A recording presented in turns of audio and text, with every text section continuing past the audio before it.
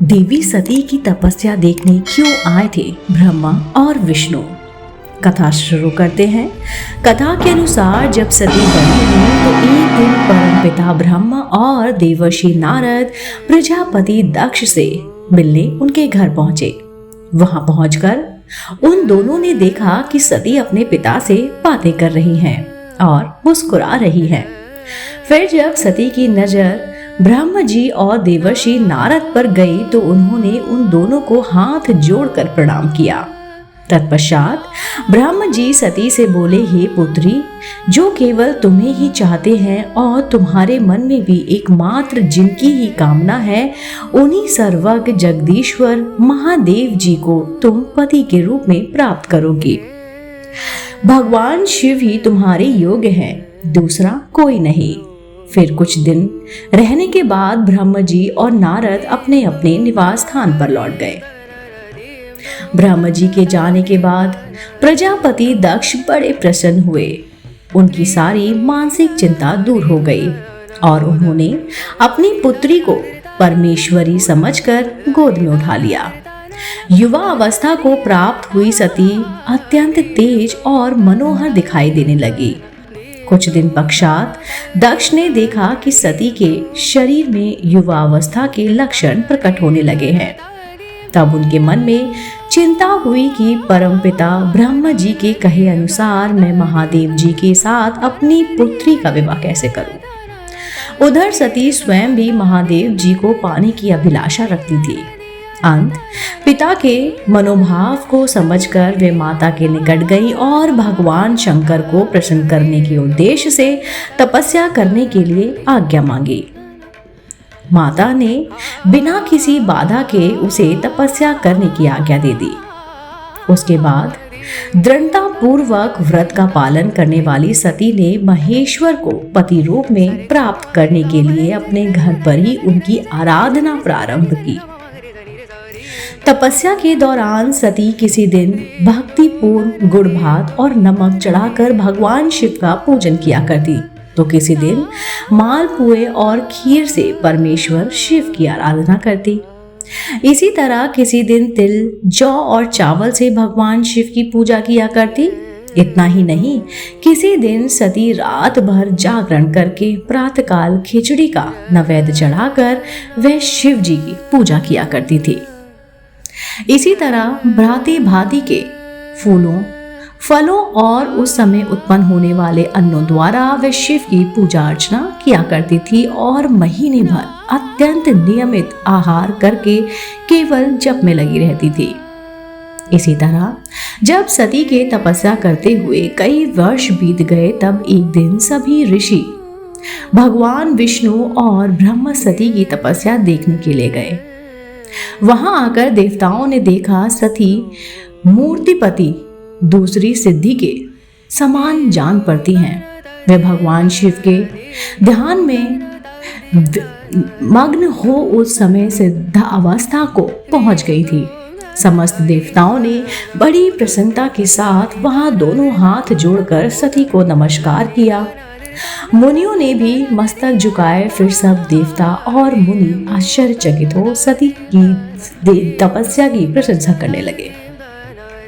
फिर देवी को प्रणाम करके वह सभी तुरंत ही गिरिश्रेष्ठ कैलाश पहुंच गए। उस समय सभी देवताओं के साथ उनकी पत्नियां भी मौजूद थीं। कैलाश पहुंचकर सभी देवताओं एवं ऋषियों ने भगवान शिव को प्रणाम किया और फिर उनकी स्तुति करने लगे। कुछ समय बाद स्तुति समाप्त हुई तो भगवान शिव ने आंखें खोली और जोर जोर से हंसने लगे। फिर उन्होंने सारे की सारे देवताओं और मुनियों से कहा, मैं आप सभी के स्तुति से बहुत प्रसन्न हूँ। कृपया करके आप सभी यहाँ आने का कारण बतलाइए। भगवान शिव के इस प्रकार पूछकर भगवान विष्णु की आज्ञा से ब्रह्मा जी बोले, हे देवों के देव महादेव, हम सभी का यहाँ आगमन आपके लिए हुआ है, क्योंकि हम आप और विष्णु जी तीनों सारथी हैं, अर्थात सृष्टि चक्र के संचालक। सिद्धि के लिए हम एक दूसरे के सहायक हैं। अगर हम तीनों आपस में सहयोग नहीं करेंगे तो यह जगत टिक नहीं सकता। हे देवादिदेश, भविष्य में कुछ ऐसे असुर उत्पन्न होने जा रहे हैं जो मेरे हाथ से मारे जाएंगे, कुछ भगवान विष्णु के और कुछ आपके हाथों से नष्ट होंगे, जबकि कुछ असुर ऐसे होंगे जो आपके वीर से उत्पन्न हुए पुत्र के हाथ ही मारे जा सकेंगे। अथवा यह भी संभव है कि आपके हाथ में कोई भी असुर ना मारे जाए, क्योंकि आप सदा योग युक्त रहते हुए राग द्वेष से रहित हैं तथा एकमात्र दया करने में ही लगे रहते हैं। यदि वे असुर भी आराधित हो आपकी दया से अनुग्रहित होते रहे तो सृष्टि और पालन का कार्य कैसे चल सकता है। अतः हे प्रभु, वास्तव में हम तीनों एक ही कार्य के भेद से भिन्न भिन्न देह धारण करके स्थित हैं।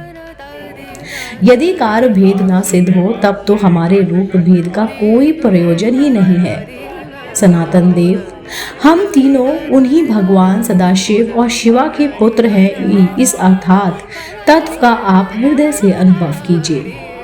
प्रभु, मैं और श्री विष्णु आपके आदेश से प्रसन्नता पूर्वक लोग की सृष्टि और पालन के कार्य कर रहे हैं, अर्थात कार्य कारण वंश सपत्नी भी हो गए हैं। अतः आप भी विश्व हित के लिए तथा देवताओं को सुख पहुंचाने के लिए एक परम सुंदरी स्त्री को अपनी पत्नी बना लीजिए। हे देवादिदेश, पूर्व काल में आपने ही कहा था, ब्रहन मेरा ऐसा ही उत्तम रूप तुम्हारे अंग विशेष ललाट से प्रकट होगा, जिसकी लोक में रुद्र नाम से प्रसिद्ध होगी। तुम ब्रह्म सृष्टिकर्ता होगे, श्री हरि अर्थात भगवान विष्णु जगत का पालन करेंगे और आप स्वयं सद्गुण रुद्र रूप होकर संहार करेंगे, जिसके लिए आप एक स्त्री के साथ विवाह करके लोक में उत्तम कार्य की सिद्धि करेंगे। अब समय आ गया है कि आप अपनी ही पूर्व प्रतिज्ञा को पूर्ण कीजिए। स्वामिन, आपका ये आदेश है कि मैं सृष्टि करूं, श्री हरि पालन करे और आप स्वयं संहार के हेतु बनकर प्रकट हो। सो आप साक्षात शिव ही संहारकर्ता के रूप में प्रकट हुए।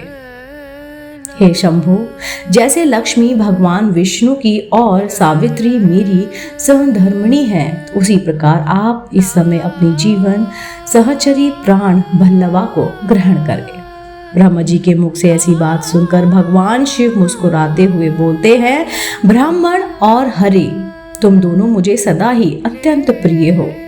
तुम लोग समस्त देवताओं में श्रेष्ठ तथा त्रिलोक के स्वामी हो, किंतु मेरे लिए विवाह करना उचित नहीं होगा, क्योंकि मैं तपस्या में संलग्न रहकर सदा संसार से विरक्त ही रहता हूँ और योगी के रूप में मेरी प्रसिद्धि है। मैं भोगों से दूर रहता हूँ तथा जो सदा अपवित्र और अमंगली वेशधारी है, उसे संसार में कामिनी से क्या प्रयोजन है, मुझे बताओ तो सही। मुझे तो सदा केवल योग में लगे रहना ही पसंद और आनंद आता है। ज्ञानहीन पुरुष ही योग को छोड़कर भोग को अधिक महत्व देता है। इसलिए मैं सत्य हूँ और सत्य कहता हूँ। विवाह के लिए मेरे मन में थोड़ी सी भी अभिरुचि नहीं है, तथापि जगत के हित के लिए आप सभी ने जो कुछ कहा उसे मैं करूँगा। तुम्हारे वचन को मानकर अपनी कही हुई बात को पूर्ण करने के लिए मैं अवश्य विवाह करूँगा, क्योंकि मैं सदा भक्तों के वश में रहता हूँ। परंतु मैं जैसी नारी को प्रिय पत्नी के रूप में ग्रहण करूँगा, उसे काशी होना चाहिए। पहले वो सुन लो। फिर भगवान शिव बोले, हे देवतागण, जो नूरबाई ने नादिर शाह से भी संबंध बना लिया था,